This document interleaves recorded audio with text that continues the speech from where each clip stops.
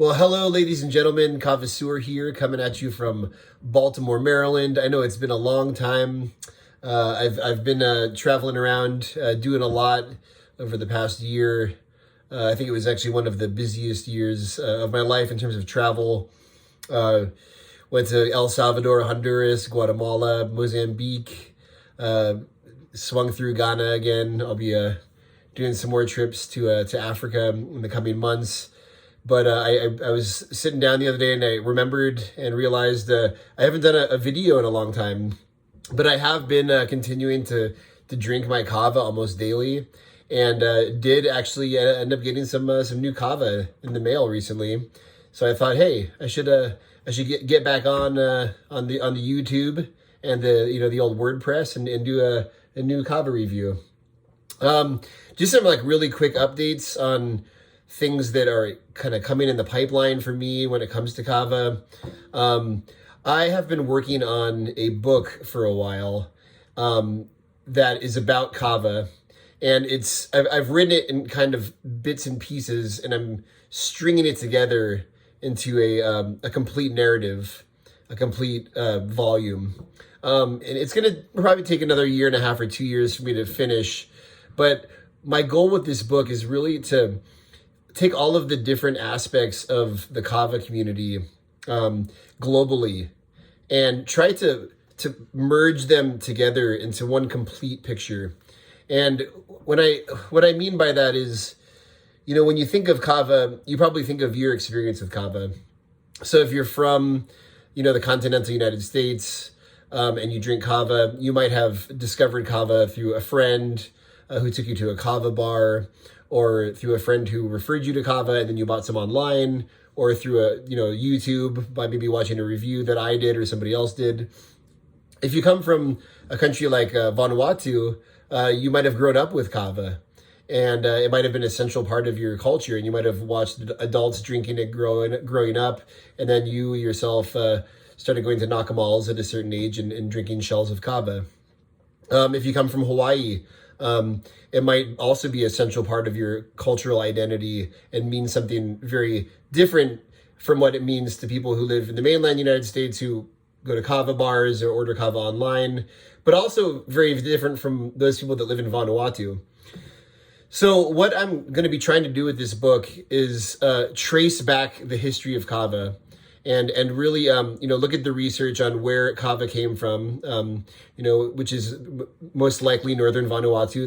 There are some, kind of compelling other hypotheses, and really look at kava throughout history, through the contact period, into the modern era where kava moved out of the islands and started becoming popular in places like the United States, outside of Hawaii, and into Europe and elsewhere. And I think it's going to be a good read. I've really gotten creative, tried to bring in some kind of historical fiction type of writing to it, so that you actually feel like you're in Vanuatu, 3,000 years ago, that you're in Fiji, maybe 1,000 years ago or 500 years ago, and you're interacting with kava during these various kind of parts of history where kava was scrutinized by missionaries, but became a core part of the identity of these different island countries and cultures. So I'm really excited. I've been working on it for a long time, kind of under the radar, and I'm really pleased to be talking about it now. For the meantime, I am still drinking a lot of kava, and I recently decided, looking through my videos and looking through the past few years of my video reviews, which have been very inconsistent and choppy, and I apologize for that. But I realized that it's been a long time since I did a review of Bula Kava House. So I ordered a couple bags during the Cyber Monday sale from Bula Kava House. I can't remember, I think it was like 20% off. So I got a bag of Bula Kava Borogu and a bag of the Waka. And I've been drinking this Borogu and really, really enjoying it. It's actually, for whatever reason, been a long time since I had Borogu. It used to be one of my go-tos with Kava and with some other ones.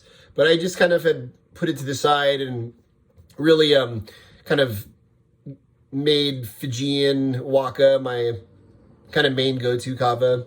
But getting this bag of Borogu and squeezing out a Tanoa of it really really kind of brought back home the power of the Borogu, and how good it is for relaxation, how great it is for sleep. It's one of the things that really jumps out to me about Borogu is specifically this one from Bula Kava House, is that when you drink it in the evening time at about 7 p.m., whether you're with friends or not, you drink it and it kind of slowly kind of seamlessly transitions your awake hours into your sleeping hours, and you get a really good night's rest, a solid 7.5, 8 hours of sleep. You get some vivid dreams, and I can't recommend this Borogu from Bula Kava House enough. I had forgotten how good Bula Kava House is, and really it's a great product. So I hope you'll check it out. I will be doing some actual reviews where I prepare and drink kava on the video, but for the time being, I just wanted to give this brief update on happenings with the Kavasseur, things that are in the pipeline, and upcoming reviews. I'm also going to be jumping back into some of the knock 'em all at home kavas. I'm going to be checking out some of the new Come with Kava products that are on the market. And I also want to try some of these vendors that I haven't had the opportunity to try yet, just because of time constraints, lack of planning, et cetera, et cetera. I have not looked at Kava Depot. I've never looked at Art of Kava. So I do want to check out some of these vendors.